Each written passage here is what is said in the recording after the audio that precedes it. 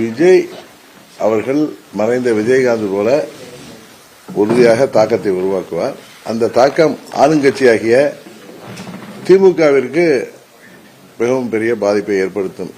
எப்படி விஜயகாந்த் 2006 தேர்தலில் அவர் போட்டியிட்ட போது அப்போது ஆளுங்கட்சியாக இருந்த எங்களுக்கு பாதிப்பை ஏற்படுத்தியதோ அதுபோல ஏற்கனவே மக்கள் குமுறிக் கொண்டிருக்கிறார்கள். எப்பொழுதுமே திமுக ஆட்சி இருக்கிறப்ப மக்களுடைய எதிர்ப்பு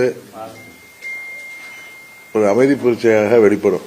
2001 தேர்தலுக்கு முன்ன அப்படிதான் இருந்துச்சு, 11க்கு முன்பும் அப்படிதான் இருந்துச்சு, இப்ப 26 தேர்தலுக்கு முன்பும் அதேதான். தமிழ்நாடு முழுவதும் அனைத்து தரப்பு மக்களும்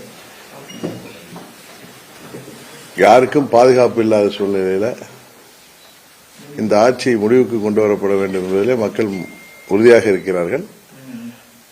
அது தேசிய ஜனநாயக கூட்டணிக்கு சாதகமாக இருக்கும். விஜய் அவர்களின் ஃபேக்டர் ஆளுங்கட்சியை பெரிதும் பாதிக்கும்.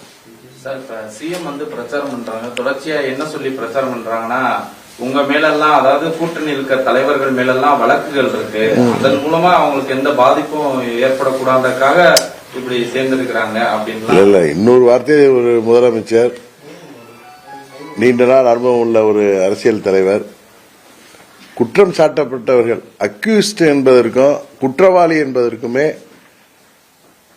கன்விக்ட் என்பதற்கும் வித்தியாசம் தெரியாமல் அன்றைக்கு குற்றவாளிகள் எல்லாம் கூட இருக்காங்கன்னு சொல்லி பேசுறாரு. அதனால அவரு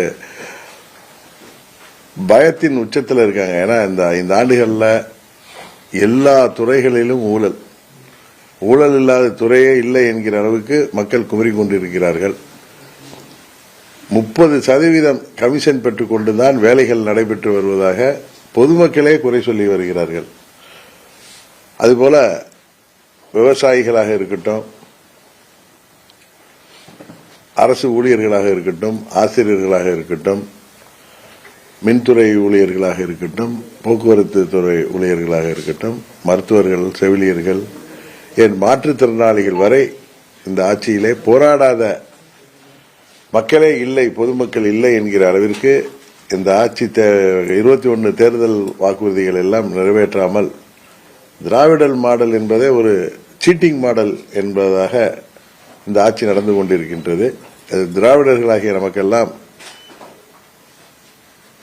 பெரும் இழுக்கை தேடி தருகின்ற விதமாக இந்த ஆட்சி இன்றைக்கு நடைபெற்றுக் கொண்டிருக்கிறது.